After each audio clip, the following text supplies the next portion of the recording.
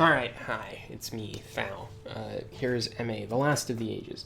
Unless you guys want me to do an all ages one. I know those are games that exist. I don't plan them, but I know they exist, so if you're like the one person that watches my video and plays those games, let me know, and I'll make you a thing. Yeah, so let's get into the numbers, shall we? So, MA.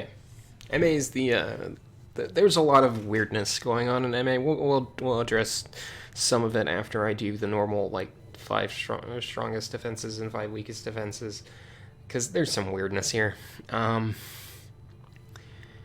But some caveats that I feel I should make a bit clearer than I did in the last couple videos, because I'm recording these over the span of, like, 24 hours. Like, yeah. I've slept in between, I swear. But so I'm using the starting capital fort as the baseline because everyone has one. It's always the most relevant, etc., etc. Obviously, the capital fort and a palisade are not going to have the same garrison. We all know we upgrade the forts, and they do increase in strength as it goes on. It's not a complicated thing of how much they increase, as far as I can tell from the basic tests I've done and others have helped me with. It's just if you end up with, say, 45 guys in the end, when you after level 3 increases up, you start with 15. It's kind of simple, but just for once in Dominions, it's kind of simple. So let's that out of the way. I will, when I inevitably stop procrastinating and put all of this into a spreadsheet, I've been requested to have a tab for the different stages. So, yeah. All right. So, what is the numbers for MA? MA, the total swing between strongest and weakest is 101. Now, those of you who've been keeping track, that is quite a bit more than EA, and a little less than LA. LA was 113, EA was a very nice 69. So this actually conforms to my expectations when I started this out. I knew LA was going to have the biggest swing. I didn't know, I presumed LA was going to have the big swing. And MA is just behind it, which makes sense because as we get into the, quote, civilized nations, we start getting the city guard style troop who has a siege defense bonus. And those make up a lot of the garrisons that you see that end up having a lot of the big siege defense numbers. There is one notable exception to this general rule. We'll get to that when we do the bottom 5 of this era, or this age. But yeah, so as we get into MA, there's a bigger discrepancy between the haves and the have-nots in that sense. So let's dig into it, shall we? So rocking in at number 5 is in fact Man. It was a good example of that, what we were just talking about. So they have a Castellan guarding the gate and commanding the patrols. He's got with him 36 tower guard, who are what I was just describing. They are kind of a city guard style troop. They're more like a heavy infantry than some of the city guard troops, but yeah. So siege castle defense bonus, general dude. So these guys the 36 is equivalent of 72 guys, and you can see how this extrapolates. On the walls, they have 60 longbowmen who don't have the siege defense, but I do want to shout this out because while it has been lost in the talk of unicorns, longbowmen did get a buff going into Dominion 6. So yeah. So combined, they give out a nice solid siege defense of 79. Next up, we have Gartha, my beloved sad boys. I guess heads up, I'm planning on posting recordings of a couple of the MA games, multiplayer games, not MA, neither of the two are MA, actually, MP games that I have joined just after the release of Dom 6. One of them is an EA Pyrenees game that I just recorded turn 8 of. just a bit ago. And another is an Ally Agartha game, which at the time of recording hasn't started yet, but is going to. So if you're excited, if you want to see those, let me know in the comments. But yeah, my beloved sad boys come rocking in with Pale One Captain commanding the 8, 36 Defender of the Halls, who are a hilarious example of those style of troops I was talking about. This is a non-human city guard, basically. So he has a siege defense of 1.3 by himself, compared to 0.5 being the norm. So he defends effectively with the strength of 3 men. But the stars of the show is, of course, the 18 ancient stone hurlers on the walls.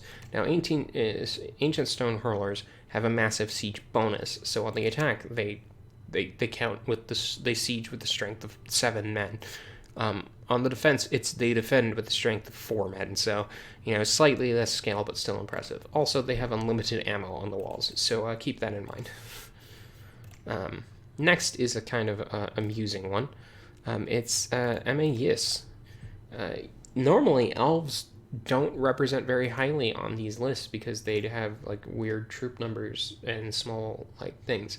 But Yis comes clocking in with 128 angry marrow dudes, and turns out that's a lot of guys, and that gives them 91 siege defense.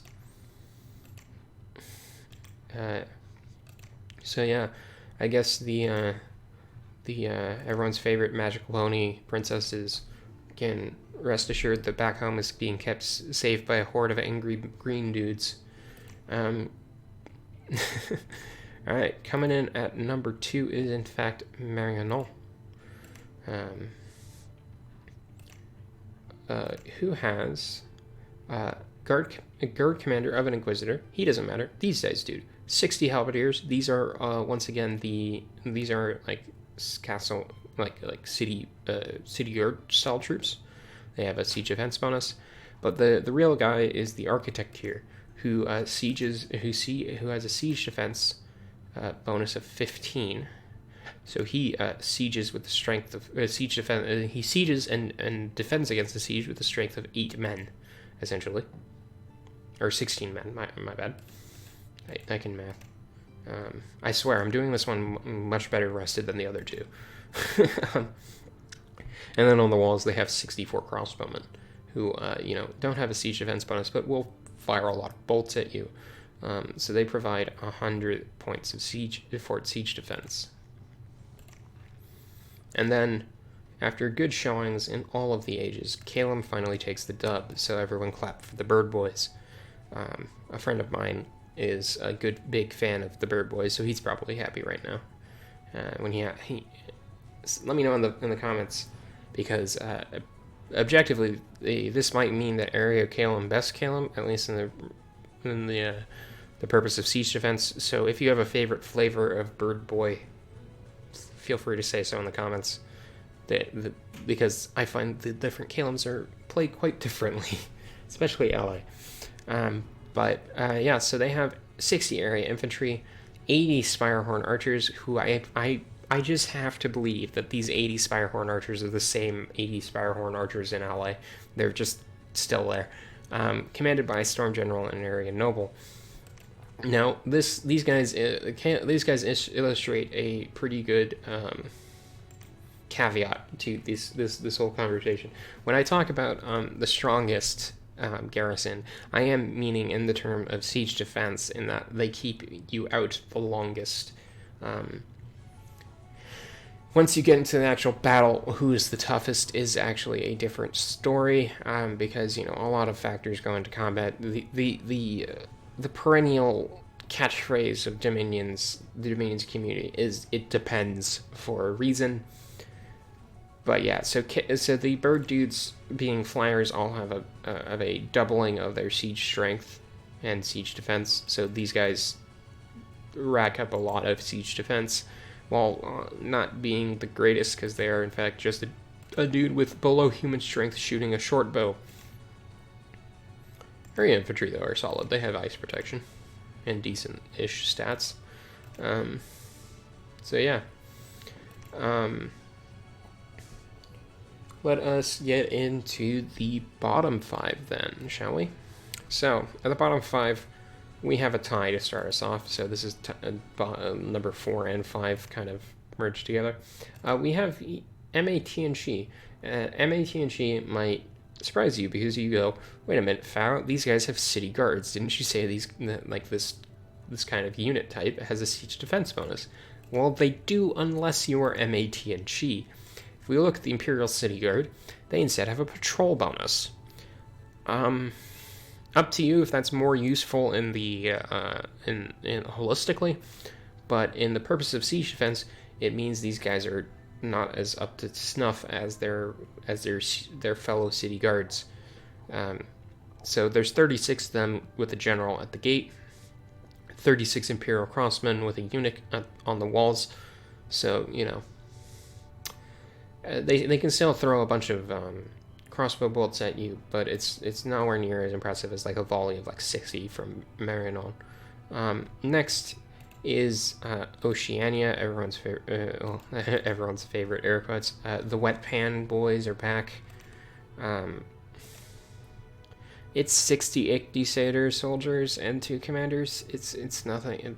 They're defending a terrible wall. It's Oceania. What can I say? It's Oceania. But hey, they can claim they're better at Pan than one thing because Pan's number 3, clocking in with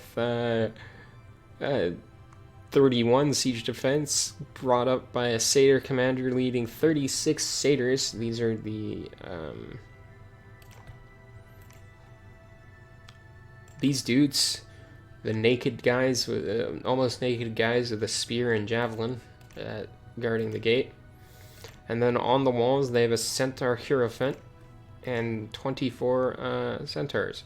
So this is a wizard. Do you know he's not like the most offensive of wizards, but he is a wizard. Just slight oddity, and 24 centaurs with him. But hey, Pangea has increased their wall technology, so the wall is tougher since thing. But continuing the trend, and this is the last 2 are probably not a surprise to anyone who is like thinking about it. We have Asphodel. The free spawn nations generally have weak defenses, and the last 2 on our list are no exception. We have the Bramble Fort, which is first off, it's a weaker fort. It's like the weakest type of fort in the game. It's as weak as the Oceania Fort. They have a Minotaur Lord and 7 Minotaurs in the Castle Guard. These are, I believe, these are the naked Minotaurs. So it's 7 naked Minotaurs, or basically naked Minotaurs, in the gate. And then on the wall, it's a centaur hierophant, but only 18 centaurs. So it's just less than the Pangea one. And then, to everyone's great relief, number 1 weakest siege defense in MA, and tied for worst in the game is in fact MA or more. Everyone, you can let out those sighs of relief, because turns out skeletons are bad at defense. If I pull these guys out, look at this. They have a siege defense of 0.1. They are 1/5 the capability of a normal human, because they're also mindless and whatnot. So they have a castle guard of 45 long dead legionnaires with a censor. They have an acolyte of Eldragate who is I believe a priest. I do not play MA or more, so do not get mad at me if that's wrong. But I believe he's a priest.